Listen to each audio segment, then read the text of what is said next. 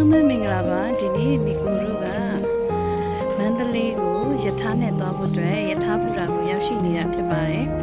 ယထာကမနက်9:00နာရီထွက်မှာဆိုတော့မိကိုတို့က4:00နာရီတည်းအစောကြီးတည်းရောက်ရှိနေရပါတော့ဒါအခု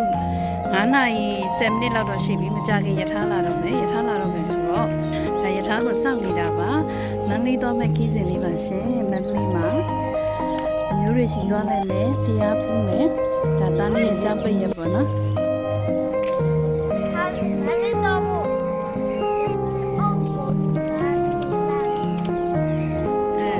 ဆိုလေကျုပ်ဒါကတော့ယထာလာပါရှင်ကြာရင်ယထာပေါ်သူတက်ပါတော့မယ်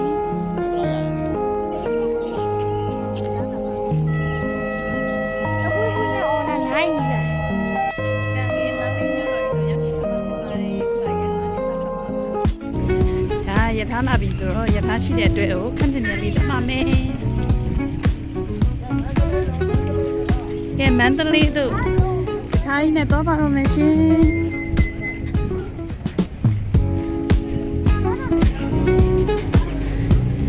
ယထာအချိန်သိမြောင်ဆိုတော့တွေ့တဲ့အတွဲကနေတွက်ပြီးတော့ကိုရှိတဲ့အတွဲကိုတော့မယ်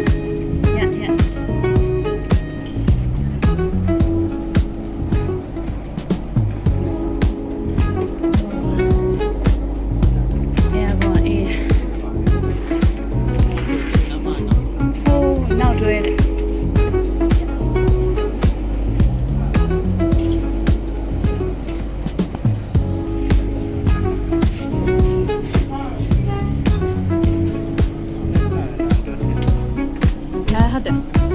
ညအတွင်းနေတယ်နားလေးခဏလေး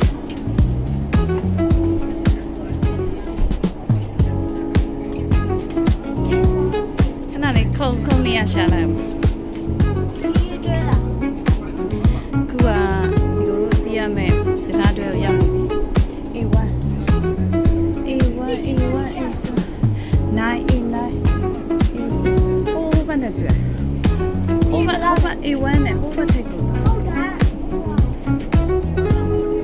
ဟိုထိတ်မှာဟုတ်တယ်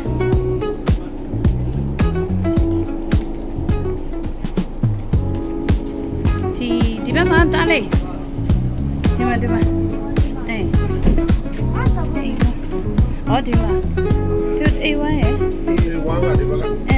A1ရဲ့နောက်ပါB1 တော့အဲ့ဒါဒီမှာရှိမှာဒါမင်းနဲ့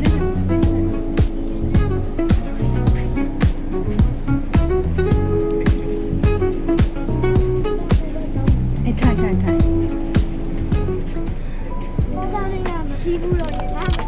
တော်သားလေးကယထာမရှိဘူးတော့အခုမှယထာစီးရတာပါကဲယထာထိုင်ကုန်နေရလေးရပါပြီအခုယထာကလည်းဆက်ထွက်ပါပြီဟောမှာတော်သားလေးဘယ်တော့တော်သားလေးတက်တယ်ဒ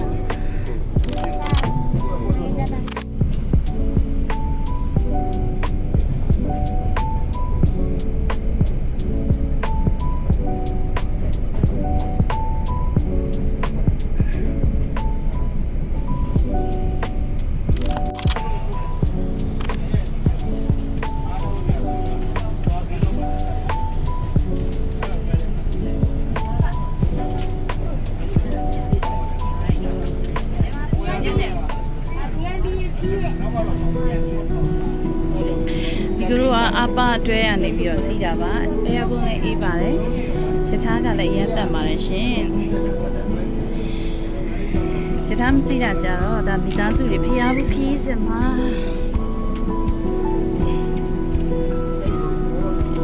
ချစ်ပြီလား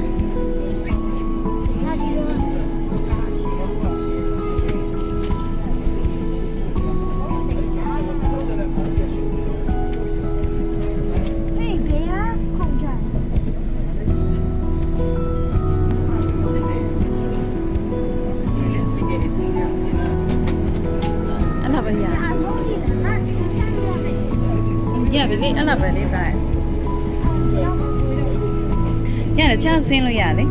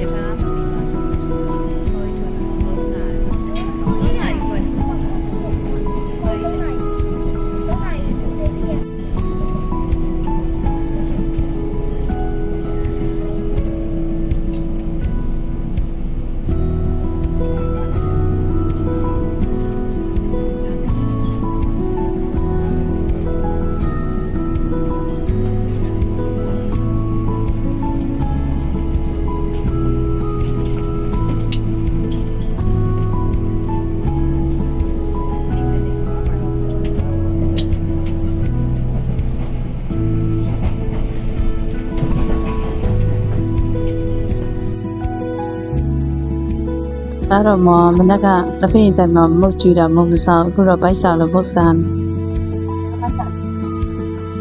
ဘိုက်စားတယ်ဘိုက်စားစားလို့ရန်ကောင်းနည်းနည်းပြော တယ်ရအောင်တော့ကြောက်တဲ့ပူလို့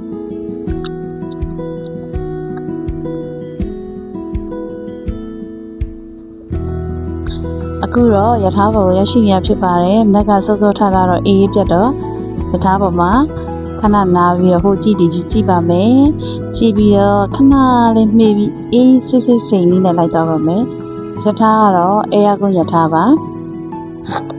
ခုံနေနဲ့တက်နဲ့လူလဲချပါတယ်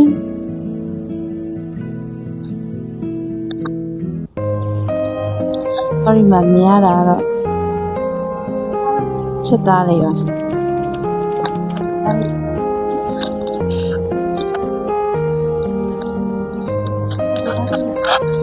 ပြောပါရဲ့ယထာစီကရမ်းပြောဆယ်နှစ်မှတစ်ခါစီးရတယ်ဆိုလုံးဝမရှိဘူးနော်မရှိဘူးဘူးမရှိဘူးဒီပြတဲ့3လလည်းပြီးကြတယ်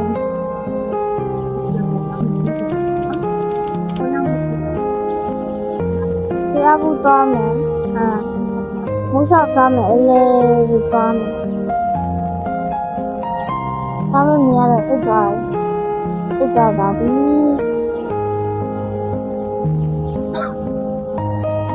အဲ့တုံးလေးပြီးခိုးရတ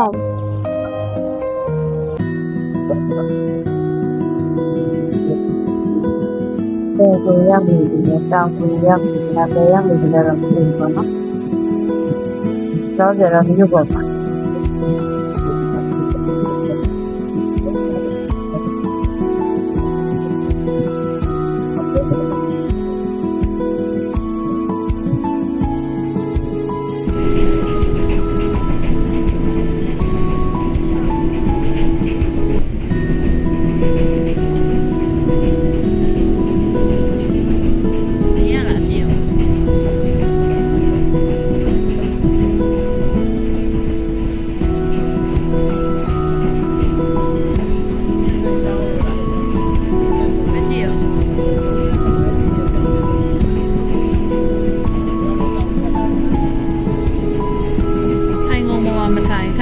ထိုင်ရှုခင်းမြင်ရလို့တဲ့ဟို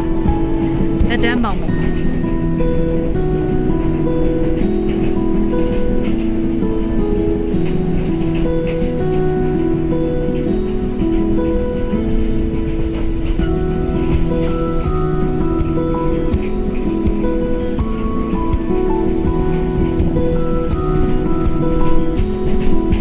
ြင်းနေပြီလားတနေ့ကုန်စီးရပြင်းညနေမှရောက်မှာနော်ပြင်းတယ်ပြီးရင်ရထားနဲ့ပြန်ထည့်ပေးတယ်မ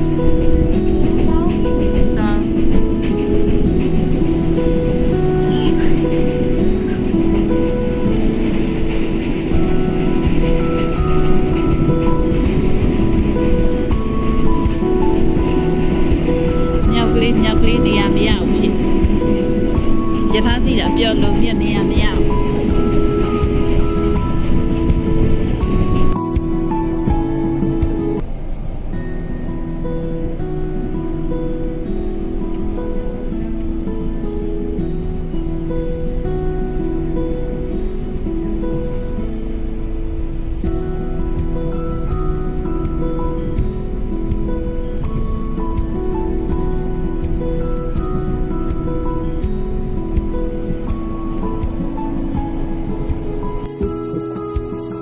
ဒီကမှာတော့ဒီဆောင်နေဒီကျွဲမှာတော့ဒီတော့မသေးတဲ့ပုံလိုက်တော့ဒီစားတဲ့တော့ဒီတဲ့ကျန်တဲ့မှာတော့စားတဲ့တော့ကောင်းမရဖြစ်ဘူးဒီလိုရှိတဲ့တဲ့ကတော့ဒီတော့ဆောင်လာတယ်အဲ့ဒါကဘိုးရင်းစာလာဆိုတော့စီးသွားနေတယ်နော်ကျောင်းဖွင့်ရရုံးဖွင့်ရဆိုတော့စီးသွားနေတယ်ကျောင်းပိတ်ရကာလနေရာဒီကျောင်းပိတ်တဲ့ကာလဆိုရင်စီးသွားတယ်လို့ပုံများရင်အယုံရတော့ပြင်နေလို့ထင်ပါတယ်ဒါတော့မှဒီလိုပုံပြင်2ရက်ကျော်လောက်တာ ဒီနေ့ကျတော့မနက်9 နာရီကျောင်းနဲ့6 နာရီကို7 နာရီနောက်ဆုံး7 နာရီချိန်ပြီးတော့မရပါဘူး6 နာရီလည်းမရ9 နာရီလည်းမရဒီ9 နာရီတော့မှပဲတတ်နိုင်ရမှာအဲ့တော့9 နာရီထားတယ်9 နာရီထားအောင်3 နာရီထားတယ်သွားတင်တော့လည်း3 နာရီထားတယ်3 နာရီတော့ပူတာကိုရတယ်တခြား9 နာရီ20မှလာပါတယ်ဒီနေ့တော့အေးချက်တော့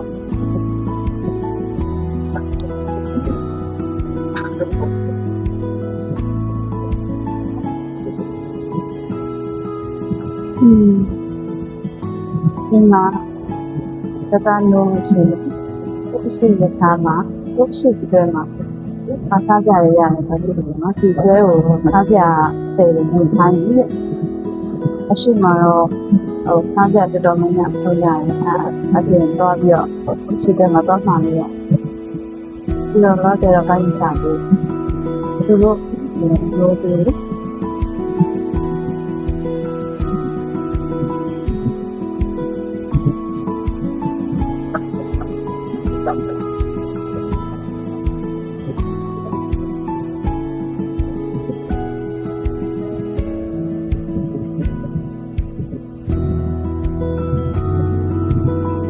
ဒီမှာတော့ရတယ်ဒီက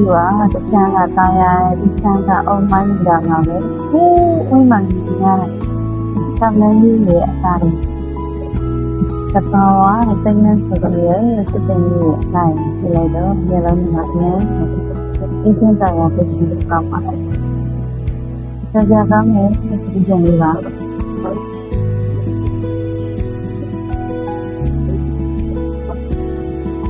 ရထားနဲ့သွားရတာလည်းဒီဘောတော့ခလေးနဲ့ဘောတော့ပြောဖို့တောင်းတယ်နော်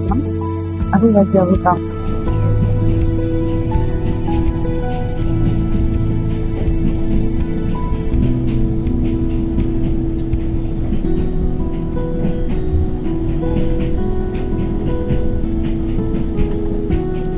ဒီကတစ်ချက်ကိုကြည့်ရတယ်ပေါ့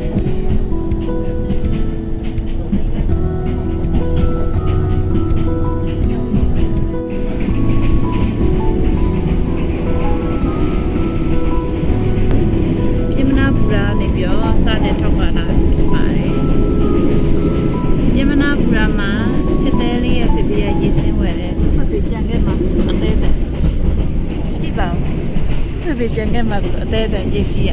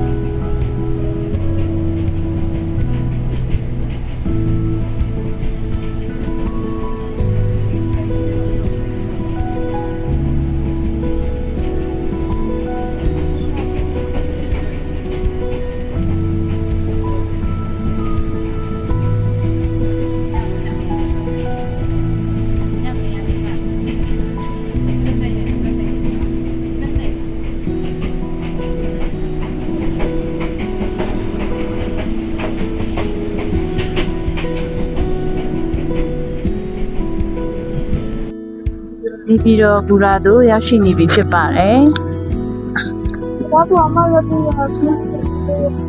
တဲ့ဝေးက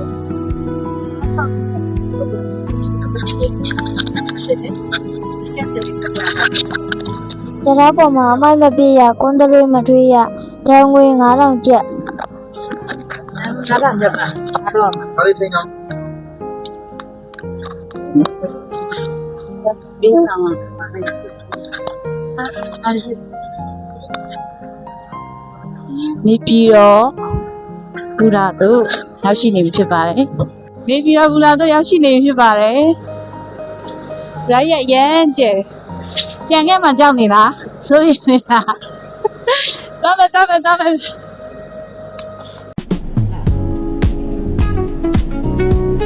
ထာစီးနဲ့အညာမြေကအလှပတွေကိုခံစားနေရတယ်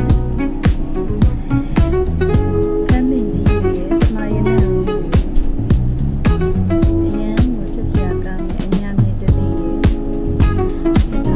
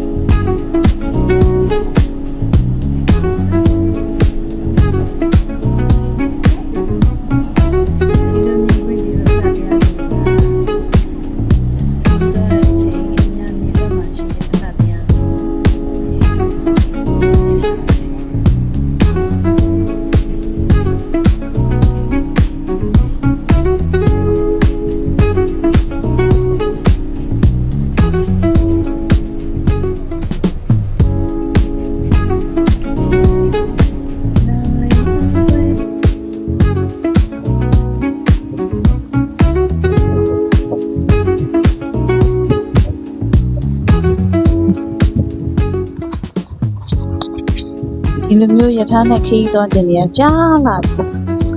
ခုတော့တတပြောသလိုပါပဲတကယ်သွားခွင့်ရပါပြီတကယ်လေကိုယ်တိုင်ယထာစီပြီးတော့ကိုယ်တိုင်ရရွှေနဲ့ရတာပြင်လေးကိုရရှိပါပြီအင်းလာတဲ့တောင်တန်းကြီး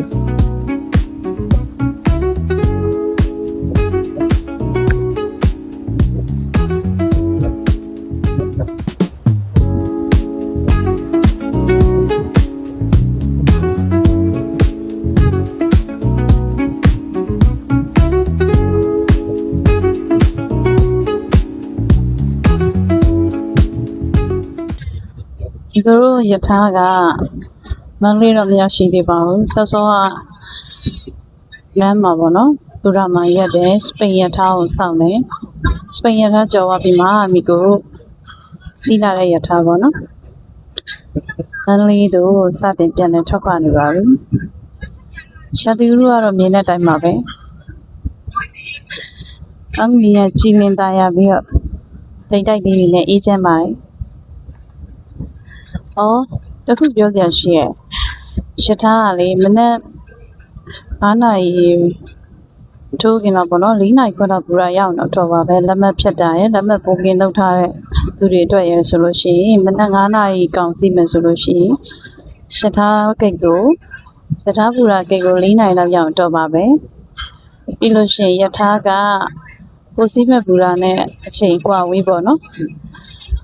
ယထာကရောက်လို့ရှိရင်မြင်တယ်စီးတဲ့ခီးတဲ့တွေကလည်းအများကြီးပဲဆိုတော့အလူရက်တက်တော့တချို့ကမှတ်မိမှဆိုလို့လေယထာကသူကဘူရာရောက်တာနဲ့ထန်ကုန်2မိနစ်ပဲ2မိနစ်ကိုခီးတဲ့နေရင်တော့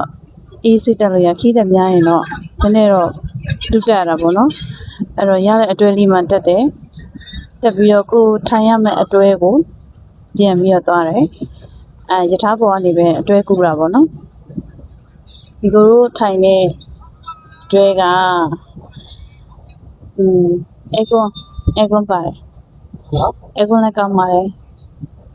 အပြင်မှာရာသီဥတုမိုးကအုပ်မမိုင်းလေးနဲ့ချဲအဲကွန်လေးနဲ့ဆိုတော့ပို့ပြီးတော့နေလို့ကောင်းပါတယ်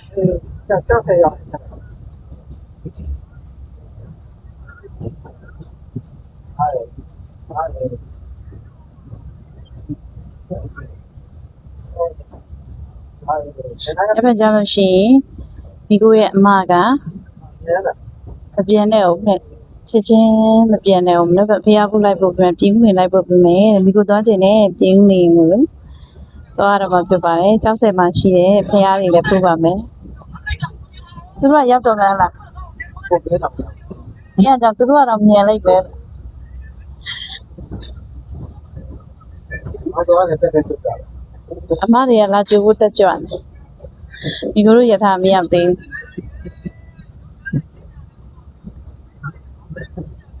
။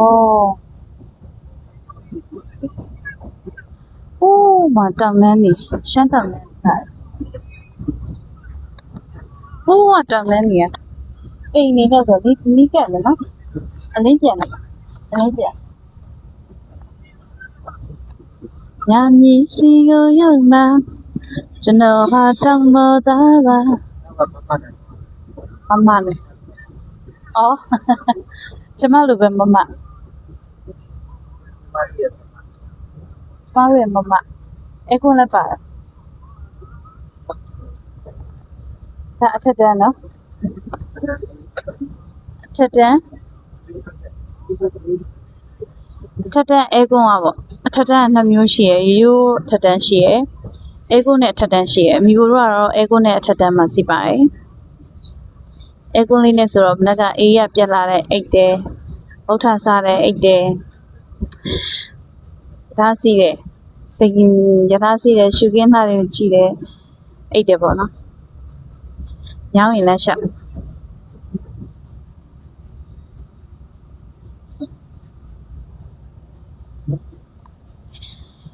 ဒီပြဖို့ဖြစ်စဉ်လေးကအရင်ကပြည့်ရွှင်နေပါတယ်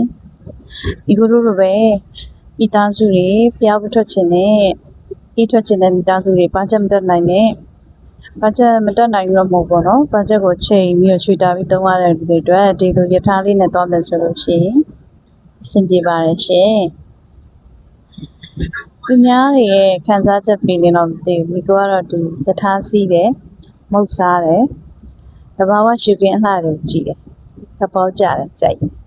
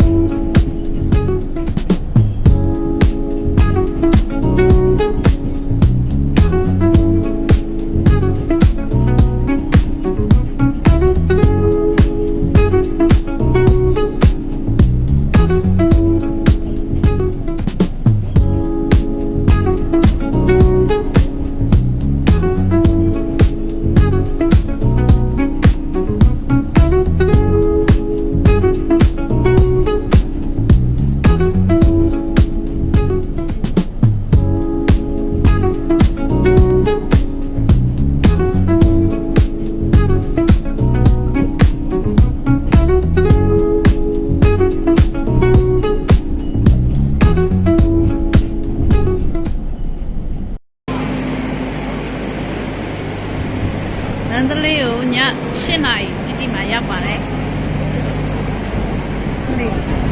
လူလည်းရထားစီးလိုက်ရတာဤစိတ်သွား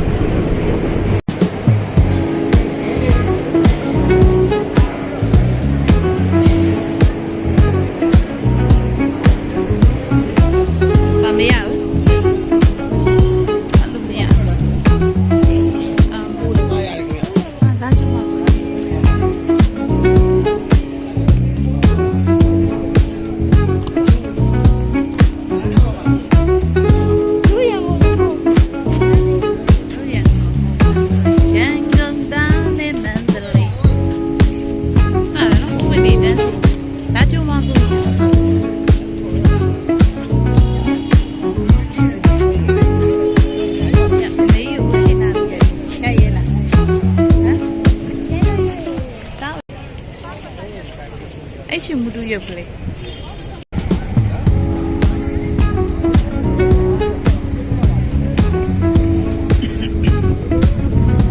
အားရဝေးနေတဲ့ဆက်လာ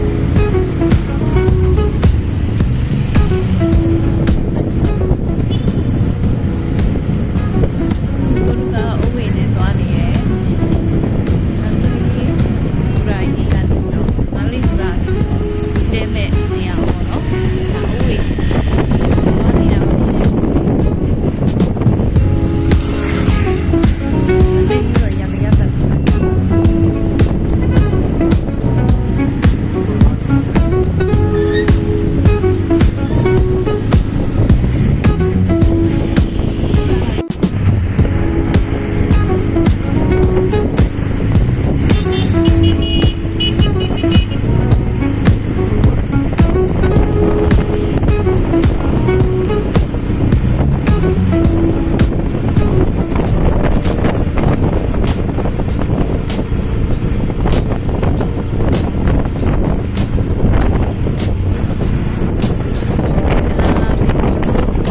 တဲမဲ့ဟိုတယ်ကိုသွားနေတာပါ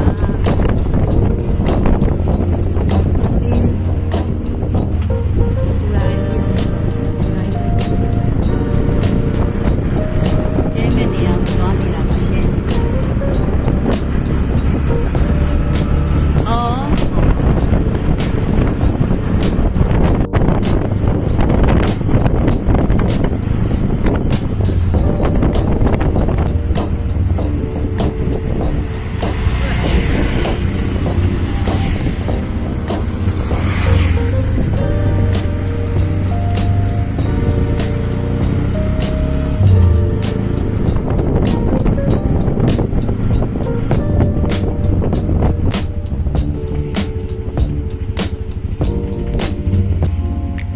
မန်တဲမှာ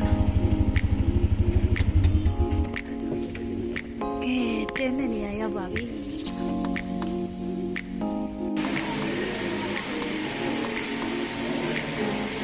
မောင်ရေဝါပတ်ကြည့်တော့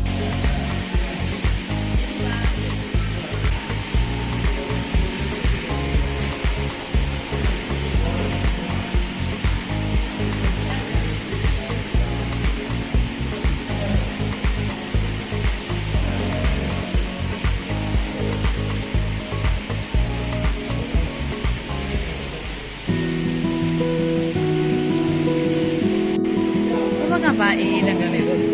ရပြီလို့ပါ နည်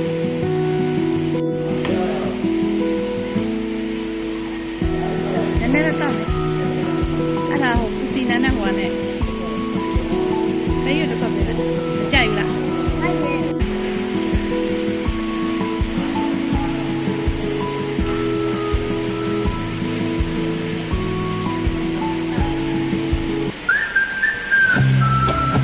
ဒါမီဂိုရိုတဲမဲ့ဟိုတယ်ပါ